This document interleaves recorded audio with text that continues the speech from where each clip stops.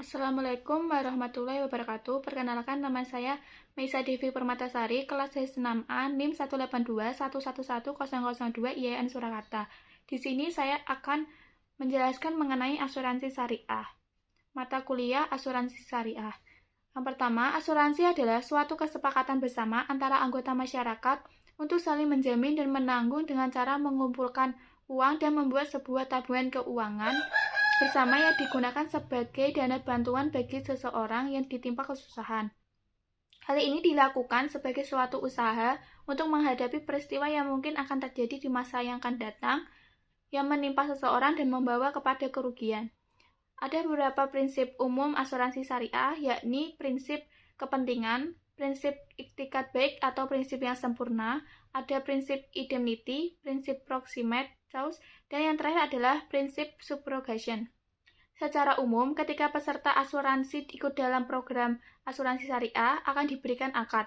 Akad yang diberikan harus sesuai dengan syariah yang tidak mengandung gharar atau penipuan, maisir, perjudian, riba, zolim, atau penganiayaan, riswat atau suap, barang haram, dan maksiat. Akad yang digunakan dalam asuransi syariah yaitu akad ijarah dan akad tabaruk. Kemudian, pendapat ulama tentang asuransi, para ulama fikih kontemporer dapat digolongkan pendapatnya menjadi empat kelompok. Yang pertama, kelompok ulama yang mengharamkan asuransi.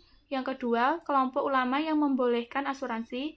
Yang ketiga, kelompok yang membolehkan asuransi yang bersifat sosial, yang bersifat semata-mata komersial. Yang terakhir atau yang keempat, kelompok yang memberikan status subjek kepada asuransi.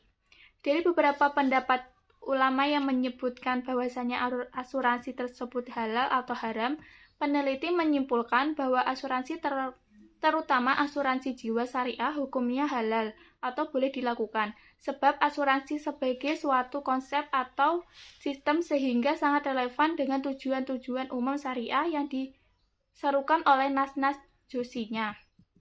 Kemudian, asuransi jiwa adalah suatu jasa yang diberikan oleh perusahaan asuransi dalam menanggulangi risiko yang dikaitkan dengan jiwa atau meninggalnya seseorang yang dipertanggungkan.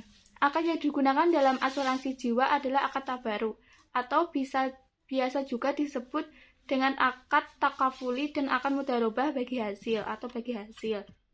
Kemudian, perusahaan asuransi syariah dilarang mengelola dana yang bertentangan dengan syariah. Di dalam fatwa DSN bahwa asuransi syariah dalam kegiatannya diawasi dengan diawasi oleh Dewan Pengawas Syariah. Hal-hal yang terkait dengan pengelolaan dana adalah sebagai berikut. Yang pertama itu investasi dana asuransi, kemudian kepemilikan dana, unsur premi, kontribusi pembiayaan, sumber pembayaran, klaim-klaim, dan profit. Kemudian, sistem operasional asuransi syariah adalah saling bertanggung jawab, bantu-membantu, dan saling melindungi antara para anggotanya. Perusahaan asuransi syariah diberi kepercayaan atau amanah oleh para peserta untuk mengelola premi, mengembangkan dengan jalan yang halal, dan memberikan santunan kepada yang mengalami musibah sesuai dengan akta perjanjian. Kemudian, keuntungan perusahaan diperoleh dari pembagian keuntungan yang dikembangkan mudharabah bagi hasil atau dengan sistem bagi hasil. Yang selanjutnya yaitu sistem investasi asuransi syariah. Investasi adalah menanamkan atau menempatkan aset, baik berupa harta maupun dana, pada sesuatu yang diharapkan akan memberikan hasil pendapatan atau akan meningkatkan nilainya di masa yang akan mendatang. Sedangkan pengertian investasi syariah adalah suatu kegiatan produktif yang menguntungkan bila dilihat dari sudut pandang teologis, dan menjadi untung rugi jika dipandang dari sisi ekonomi, karena tidak bisa terlepas dari adanya suatu ketidakpastian dalam kehidupan manusia, serta harus dilakukan sesuai dengan kaidah-kaidah syar'i. Prinsip dasar investasi asuransi syariah adalah bahwa perusahaan selaku pemegang amanah wajib melakukan investasi terhadap dana yang terkumpul dari peserta, dan investasi yang dimaksud harus sesuai dengan prinsip-prinsip syariah atau tidak mengandung spekulasi. Investasi yang dilarang secara syar'i dikelompokkan ke dalam dua macam kategori, yaitu investasi yang syubhat dan investasi yang haram. Salah satu bentuk pengelolaan dana asuransi yang paling dominan adalah menginvestasikan dana yang terkumpul melalui premi. Pihak asuransi dapat menginvestasikan dana tersebut dalam bentuk apa saja selama investasi tersebut tidak mengandung salah satu unsur-unsur yang diharamkan. Sekiranya investasi tersebut dilakukan dalam bentuk penyertaan modal dalam sebuah perusahaan, maka pihak asuransi harus mengetahui bahwa perusahaan tersebut tidak memperjualbelikan barang-barang yang diharamkan atau yang bertentangan dengan syariah. Kemudian, sistem akuntansi pada asuransi syariah.